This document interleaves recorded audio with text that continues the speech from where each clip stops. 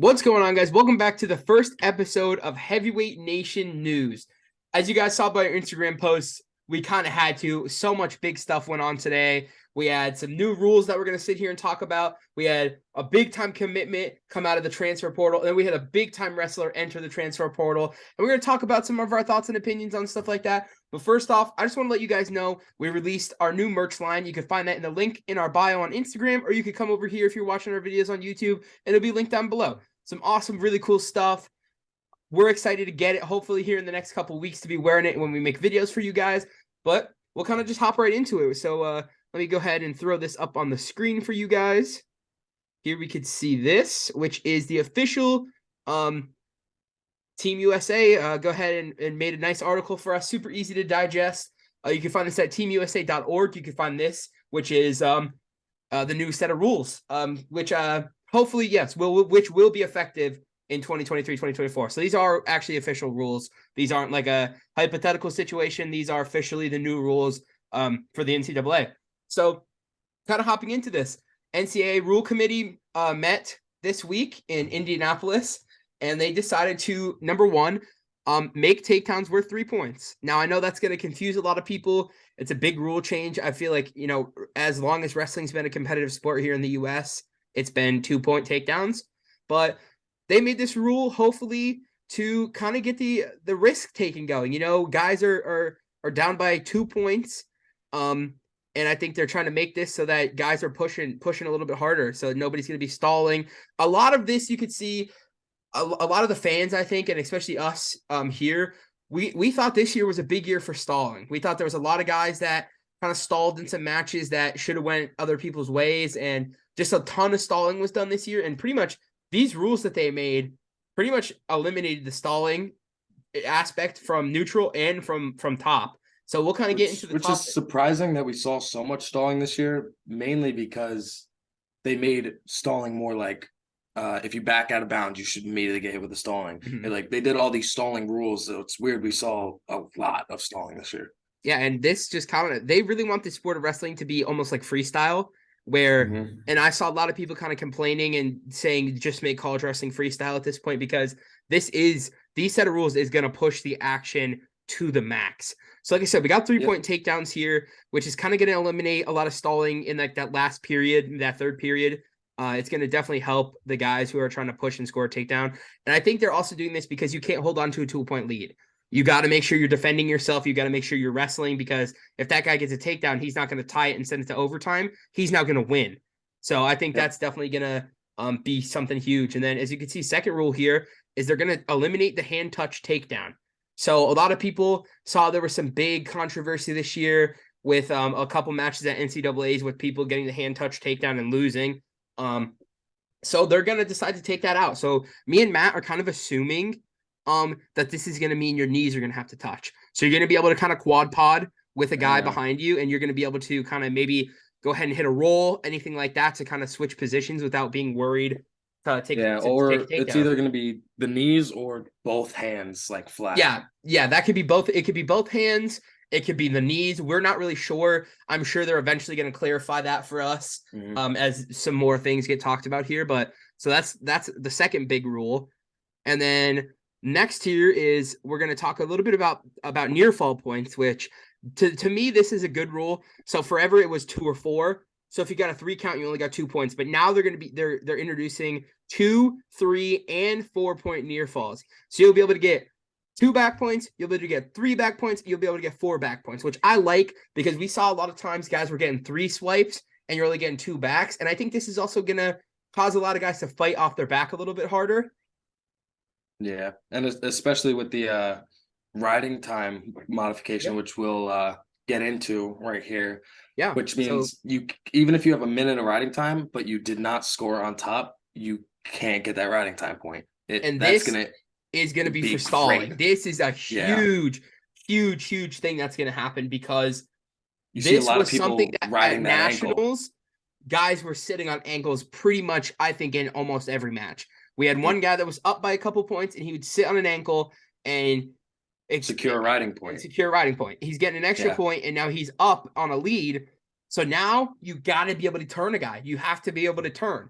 So it's either turn or you don't get any riding time points. So I think we might see a lot more people getting cut. That could be a possibility. Or we're gonna see a lot more guys getting turns. We're gonna see a lot more pins. And I think that's also gonna be exciting for the sport, is we're now giving guys incentives to go ahead and attempt turns. And I think that's only gonna help getting big time pins in big matches. And I'm excited to see that. I'm excited to see some pins this year. I think definitely we'll see the pin numbers definitely jump up. That shout out Wyatt Hendrickson. You might have some challenges now this year, bud. You might have some challenges with people getting some more pins. So For sure. that's exciting. And then as we come down here, we got just some other things. We're talking about medical forfeits. So that medical forfeits will count as a loss. Unless it's immediately after an injury default. So let's just say a guy gets hurt and he has to go to the hospital, breaks an arm, collarbone, shoulder pops out, anything like that. They'll go ahead and just they won't count that as a loss. It'll just still be an injury default. And then some stuff here about coaching video reviews and stuff like that. You guys could go ahead and read. Nothing major. Just kind of some deduction for a team point, stuff like that. And then this was a big one. Continue. Yeah. This is a big one here that I think everyone's been asking for. Pretty much every time we film a podcast with anybody that's not a heavyweight, because heavyweights don't really cut a lot of weight, but it was always that tournaments had 2-hour weigh-ins, and they think that wrestling in tournaments, everybody wrestles better, and I agree with that 100%. I think wrestling is better in tournaments because you get 2 hours to refuel, so you don't have to go and within an hour step on the scale, refuel, warm up, and wrestle. You're able to go ahead and take a little bit of time, refuel, sit for a little bit, let your body kind of digest and be able to kind of use that energy that you're putting into it. You'll be able to eat and drink a little more, have more time to relax, warm up. If you have some guys just have a really long warm up that they have to get through, so they have no 100%. Time to eat. So those guys are eating 2-3 tablespoons of honey and throwing back a Gatorade, and then they're going out there and warming up. And I think this is going to 100% help all wrestlers. This is going to help the sport of wrestling. I think we're going to see an increase in just the quality of competition. I think we're going to see some guys that maybe are big 25 pounders, big 33 pounders, big 41 pounders. We're going to see them start to perform really well because they're going to be able to fully refuel. Because some of these guys that we talk to, they're walking around at 150, 155, and they're cutting down to 41.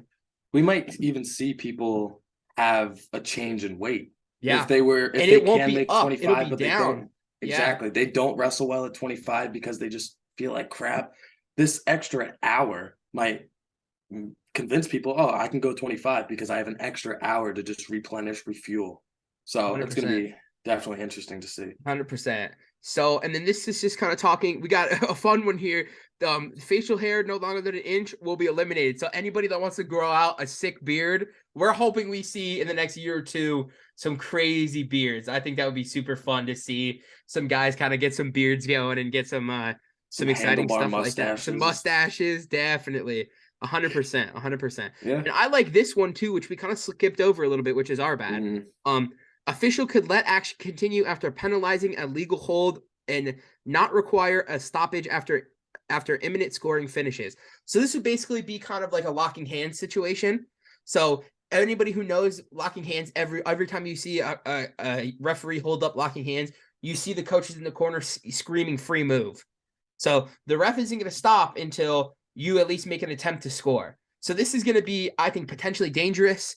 Locking hands, anything like that, we're not going to see a stoppage until either I think it's basically what I'm reading this as is it will be when the wrestler is safe and not in danger. So basically, let's just say the ref's going to start. You can see it a lot in UFC where you see like Herb Dean is going to say, "Get out of that, get out of that," they're not going to stop the fight. He's just reminding the fighters, "Hey, get out of the clinch, do this, do that." And I think we're going to see that a little bit too. The refs are going to have a lot more vocal control instead of just blowing a whistle. So maybe somebody's a little bit high on a half. Hey, watch his arm, watch your shoulder, watch your half. You're getting a little high there on the bar. And I think we'll see that and not have so many stoppages because we had a ton of stoppages this year too. A ton of potential. I think another thing we kind of breezed over, the current mandatory 5-second count for like the waist and ankle. It sounds like they're trying to expand it to include all situations. But does Oh, that this mean is like, good. This is yeah, big because I was gonna say this could be from neutral, where you would usually get why can't I think of the word? Um, not no contest, but it would be when they stand to back up. stalemate? Stalemate. This is almost saying that a stalemate is the stalemate going to turn to a stall call? No, because it Or says top wrestler okay, grasp the bottom wrestler's ankle. So does that eliminate a bow and arrow? Because it said it starts the count yeah. to include all situations in which the top wrestler grasps the bottom wrestler's ankle. Does that mean bow and arrows are just no longer? They might be, but they might be no longer. Or this could kind of be like a sitting on the ankle situation, but no, It like that could. could be. We'll see. Like I said, this is kind of the first kind of set of rules, and we're just kind of Mhm. coming on here just to like kind of vocally explain it to the best of our knowledge. Obviously, we're not Team USA employees, and we don't have a ton of connections in the NCAA. So These are kind of just our thoughts yeah, going yeah, over them. yeah. So there's that for you guys. Like I said, we'll link this whole article if you want to read down below in the description. You guys could go ahead and kind of and we want to hear it in the comments. We want to hear in the comments what you guys think of some of the rules. And if we're wrong, feel free to correct us. We're just kind of taking a stab at it. Like I said, these rules only came out a couple hours ago. So Yep. it's all kind of new to everybody. So we kind of want to just come on here and talk a little bit about it. So we'll go ahead and stop sharing that for you guys. And we would just kind of talk a little bit about our opinions. Matt, what do you think about some of these rules, man? What do you feel You know, after hearing some of this? I feel like it's a lot to introduce all at once. I agree. It's gonna change the way people wrestle completely. And there is that jump from high school to college. And now it's gonna be an even greater jump because this is only NCAA. This is not all across the board like high school and college. So before, when you come up from high school, riding time is a whole new concept. Now it's extremely a whole new concept because you have to get back points, but then there's also more opportunity for back points because there's 2, 3, and 4. But then also you can get a 1-point escape, a 2-point reversal, a 3-point takedown, and then a 2, 3, 4 back points. So there's opportunity for a A lot. I 7-point think move. scoring is going to go crazy. We're going to see Yeah. some high scoring matches, I think. And some of these matches that went down to the wire and went the other person's way could completely change now. 100%. Some of these wrestlers that are just out of grasp on certain things, like maybe their bottom game isn't the best, but they don't get turned and they lose on that riding point. It could Heavyweight. I'm excited to watch yeah, heavyweights. yeah, That rule affects heavyweights, I think, a lot. And I think we yeah. kind of saw with Hendrickson and Kirklevitt in the semifinals. Hendrickson very well could have won that match if he could get out from bottom. And he said it to us on the podcast. So that's no shot to him. Yeah. Obviously a great dude and a great wrestler, but he said that was his big thing was he needs to work on getting out from bottom. And this kind of allows him to not get down any more points because he's not a guy that gets turned. So I think we'll see a lot of change in the heavyweight scene, and I think in all the weights. I'm excited. I think this is going to bring a little bit more life to the sport. We're not going to be able to see agree. the stalling. I hope that there's dual meets where we don't see any stall calls, and it's just the ability of the wrestlers just to keep the gas tank going. I think we're going to see people be gassed a little bit more. So the cardio might have to get bumped up a little bit this season. Yeah, I think there's definitely going to be more action, but I don't know how I feel about the 3-point takedown all across the board. Imagine a huge scramble. One guy's almost has a takedown, another guy almost has a takedown. That's 3 right there. I feel like a 3-point takedown should be something deserving, almost like freestyle, where it's like feet to back or takedown. That's 4. Yeah, and this whole thing was basically because if you get a takedown and let a guy up, you were only up by 1 point, right? If you get a score takedown and then this guy gets out, you're only up a point. So now you'll be up 2 points. Is that? Yeah. So how rewarding is only being up a point when a takedown's worth 2 points? So this, if you think about it, would be you get a takedown, that's 3 for yourself. You let a guy up, you're up by 2. He scores a takedown, you're only down by 1. All you need to do is escape to tie it. So it's interesting. I'm excited to see how these rules play out. Yeah. But yeah, so that's going to be the new rules, guys. It's super exciting for the sport of wrestling. We love when things change.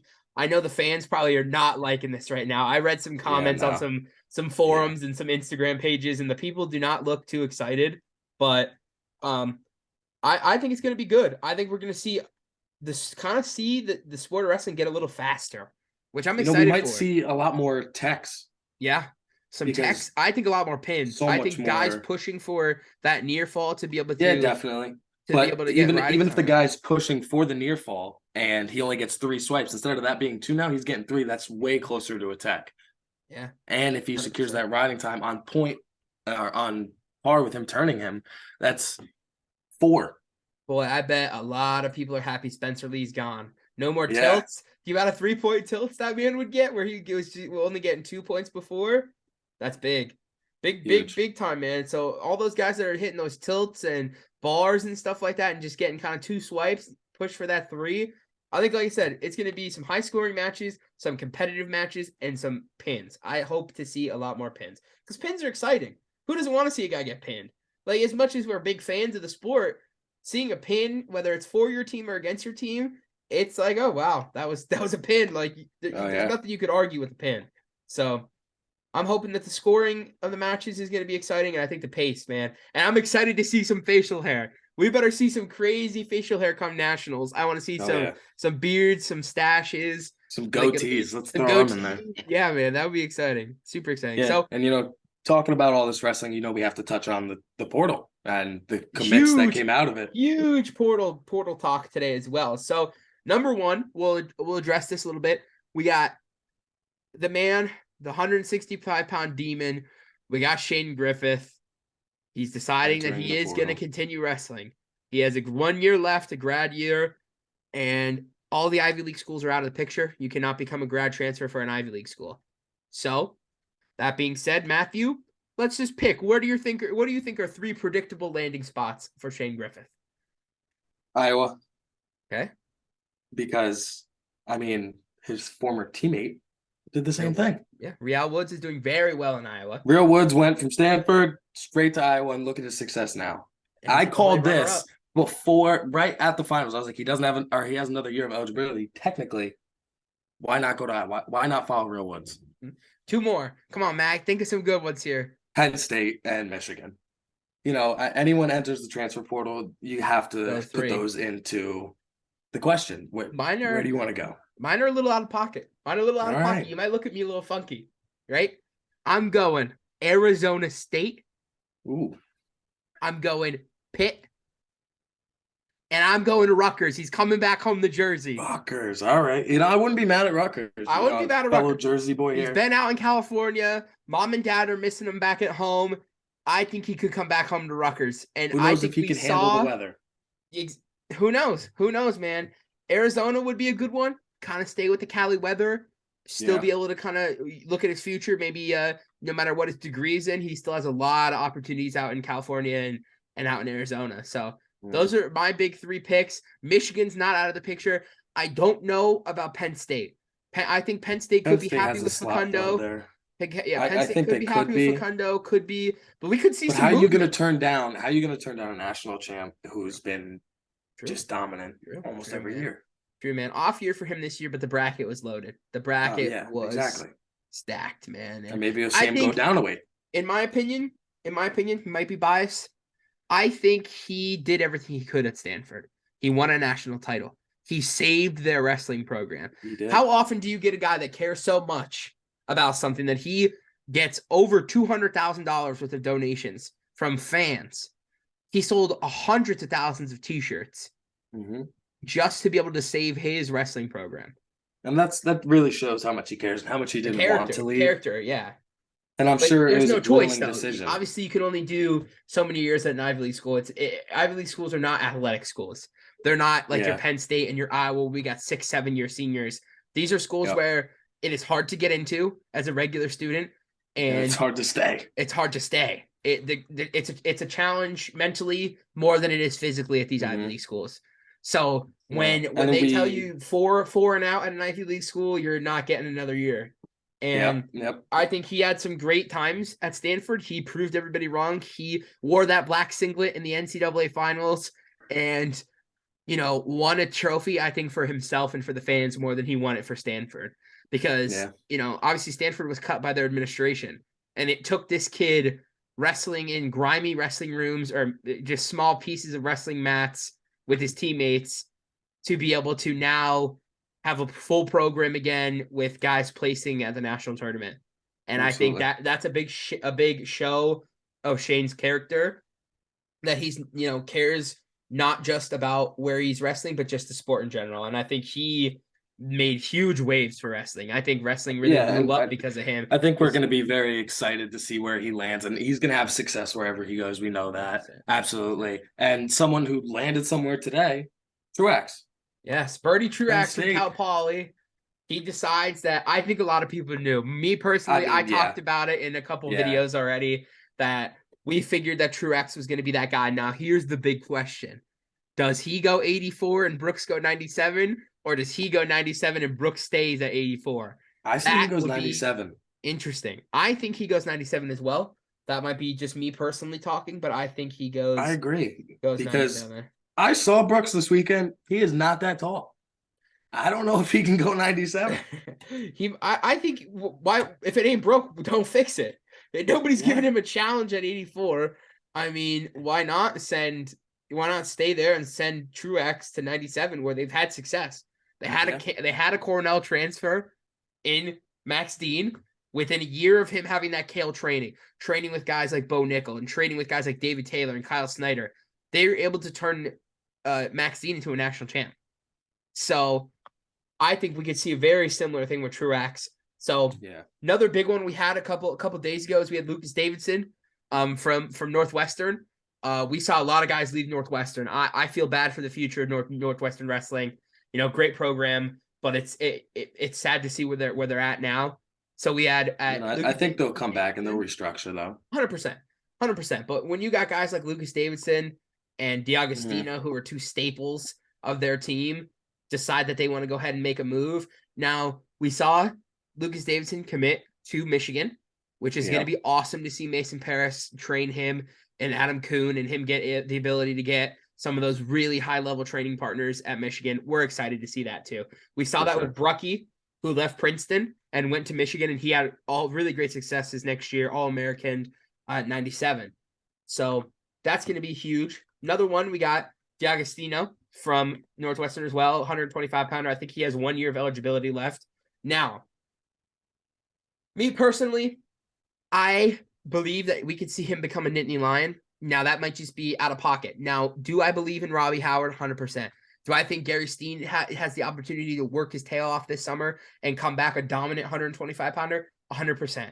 Now, does Penn State take a shot on a guy that has a year to train Steen up and guarantee that Robbie Howard is 100%? Now, will he wrestle the whole season? I don't know. But I think we could see possibly D'Agostino go ahead and hop in there. Or you see Iowa just lose Spencer Lee. Now, do they have Drake Ayala at the backup? Yes. But if he goes to Penn State, then you got 3-4 guys at 25. And do you need that much depth at 25? Yeah. When it could be used somewhere else? I don't know. That's just my opinion. And then one more. Aaron Nagao, Minnesota.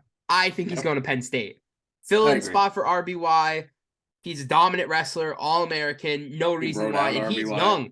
He's young, too. I think he has, 3 years left? If not more? 2 or 3. 2 or 3. 2 or 3 years left. I 100% think that he has opportunity. Already a Big Ten guy, has wrestled a Big Ten schedule.